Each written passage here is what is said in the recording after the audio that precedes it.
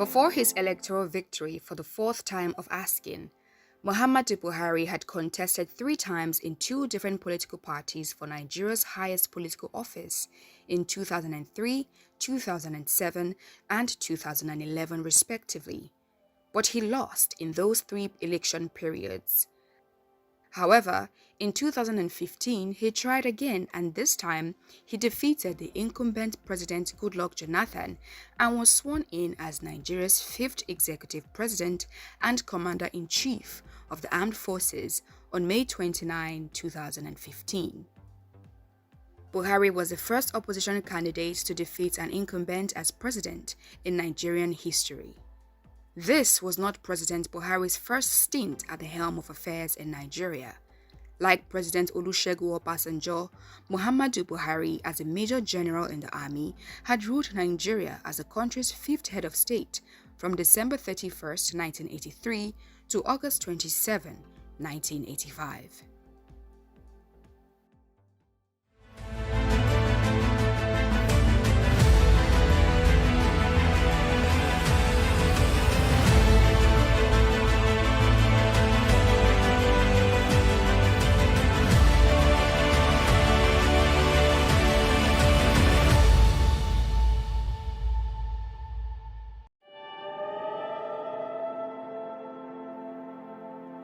Muhammadu Buhari was 19 years old when he joined the Nigerian Military Training College in 1962, before undergoing cadet training at Mons Officer Cadet School in Aldershot, England.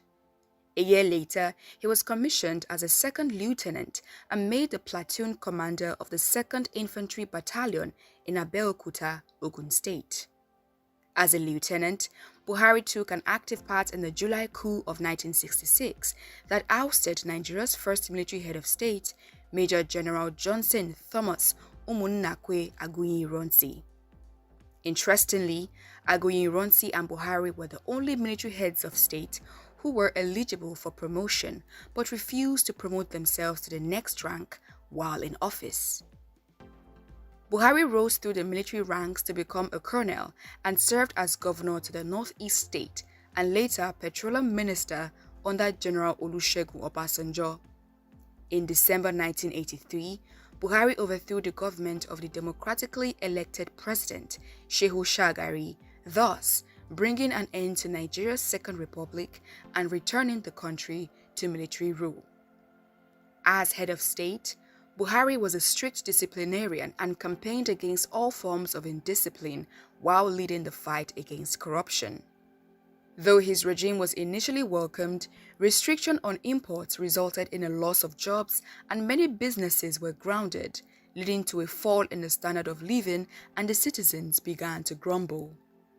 After 19 months as a dictator, Buhari was overthrown by his chief of army staff, Major General Ibrahim Babangida, on a Muslim holiday in August 1985.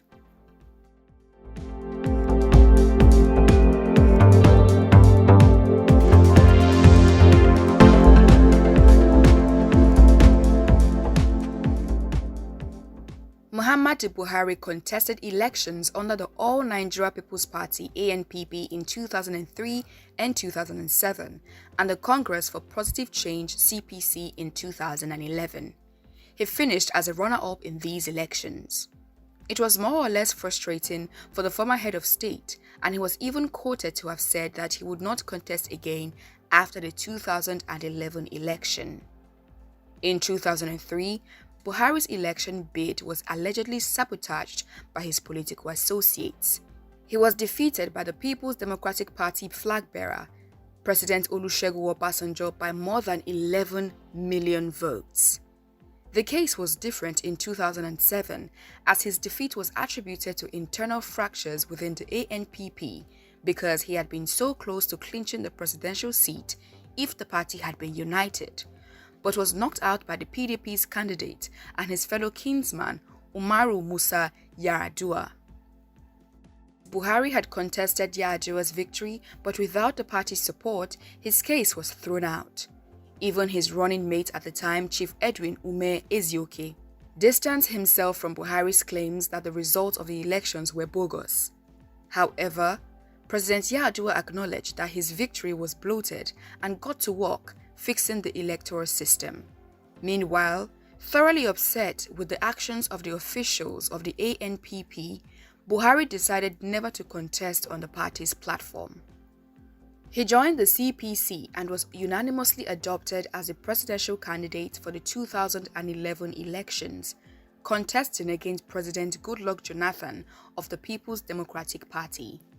Once again, Buhari lost at the polls, getting 32% of the votes against 59% polled by President Jonathan.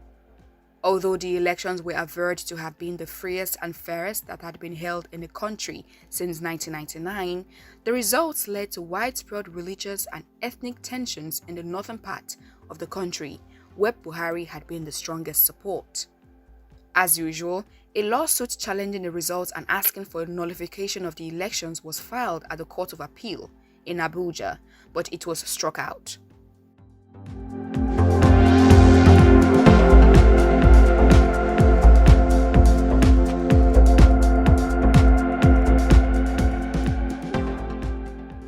In 2013, the Congress for Progressive Change (CPC), the Action Congress of Nigeria, and the All Nigerian People's Party (ANPP) merged their parties to form the All Progressive Congress (APC).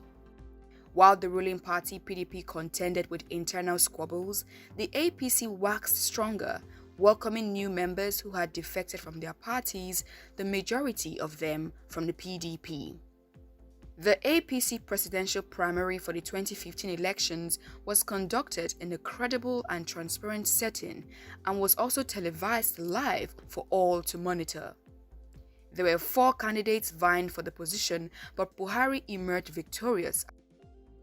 APC's popularity grew steadily compared to the PDP, whose hold on the country had started to wane. The failures of the government were brought to the precipice, and Buhari promised a new beginning for the country.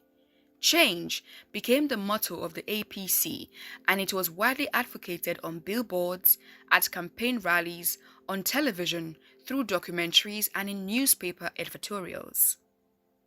Social media was not left out.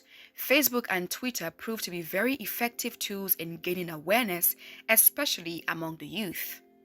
Apart from engaging in personality attacks against the opposition, especially Muhammadu Buhari, the PDP had a lot of misses with their adverts. An example was the disastrous Bring Back Our President, which was a parody of the Bring Back Our Girls hashtag. The presidency quickly dissociated itself. The height of it all was when the First Lady, Patience Jonathan, while campaigning on behalf of her husband in Calabar, Cross River State, asked voters to throw stones at anyone who talked to them about change. The APC swiftly reported the issue to the International Criminal Court, and the National Human Rights Commission cautioned against making hate speeches. Running a more responsible campaign that capitalized on President Jonathan's weaknesses and that of the PDP, the APC slowly wormed their way into the hearts of Nigerians. Riding on the back of his achievements while he was head of state, Buhari was presented to all as an incorruptible and disciplined man compared to President Jonathan, whose government was described to be very corrupt. Buhari promised to provide 5 million jobs and 4 million homes through a flexible mortgage plan, fund small and medium-scale enterprises, and invest in entertainment, agriculture, information technology, and manufacturing and infrastructure in the 6 geopolitical zones in the country. Affordable food supply, uninterrupted power supply, and improvement in the educational sector were also part of his campaign promises. Nigerians happily lapped all these promises and stood solidly behind the retired general who proclaimed himself a reformed Democrat. Postponing the election date also helped to sway support from the PDP to the APC. The Independent National Electoral Commission (INEC), headed by Professor Atahiru Jega, were on their toes and accrediting voters while biometric voter identification was introduced. Election day finally arrived on March 28, 2015, and despite some hitches, it was a more peaceful and smoother process than had been witnessed in the country, and large turnouts were recorded. INEC collated the votes over 3 days, which was televised to inspire trust and confidence in both the incumbent and the opposition and show transparency of the process. Voting concluded on March 29 and results began to stream in with the APC in the lead. This was not unusual, as the same had happened during the 2011 elections, with the opposition leading before the PDP caught up and overtook the CPC by large margins. However, the same scenario did not play out in 2015, as the APC maintained their lead in both the presidential and legislative elections. By the third day, tensions had begun to rise as PDP supporters tried to frustrate the coalition process by protesting on live television and accusing the INEC chairman of bias and tribalism. Former Minister of the Niger Delta, Godday Orubebe, spearheaded the protest as APC's comfortable lead became worrisome. In the end, the APC polled 53.96% of the total votes, while the PDP polled 44.96%. After 30 years, Buhari had the opportunity to once more rule Nigeria, but this time as a democratically elected official.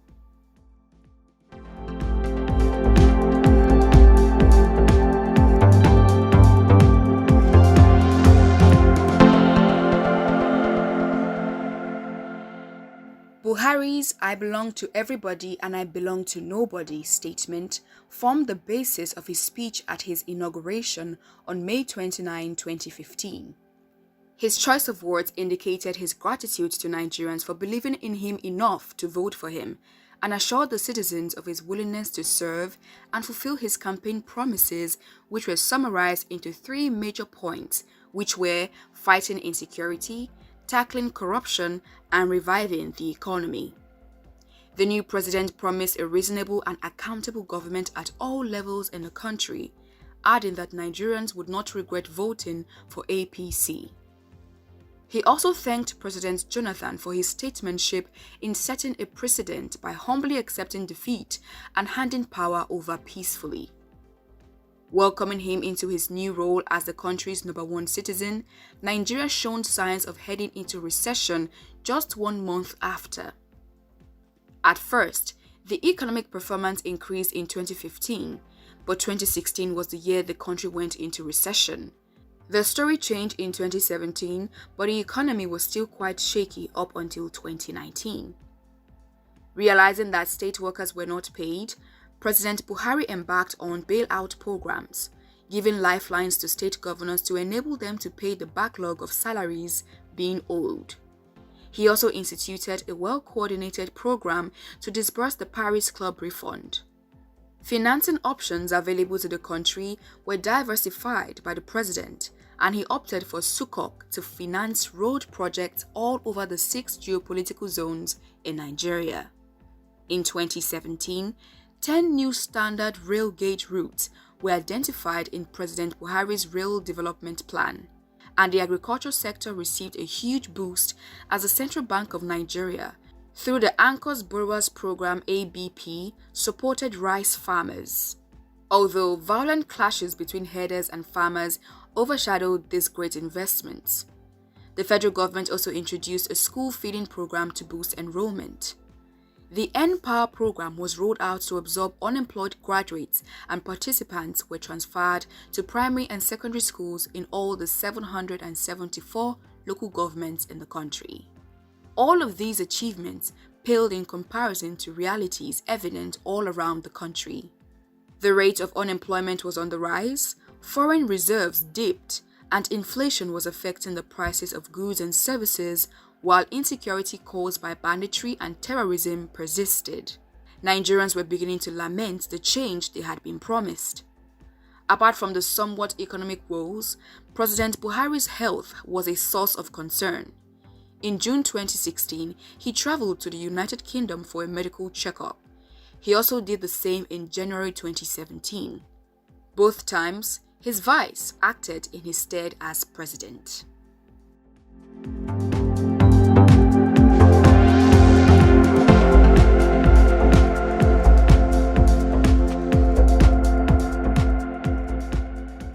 Despite the outcry from the people, President Buhari contested elections for a second term in 2019 and was re-elected after defeating Atiku Abubakar of the PDP, winning in 19 states while Atiku was victorious in 17.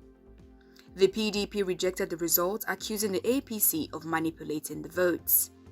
There were concerns over the conduct of the administration, like the suspension of the Chief Justice of Nigeria, Walter Onoge, by President Buhari just before the election and alleged colluding with INEC to rig the elections.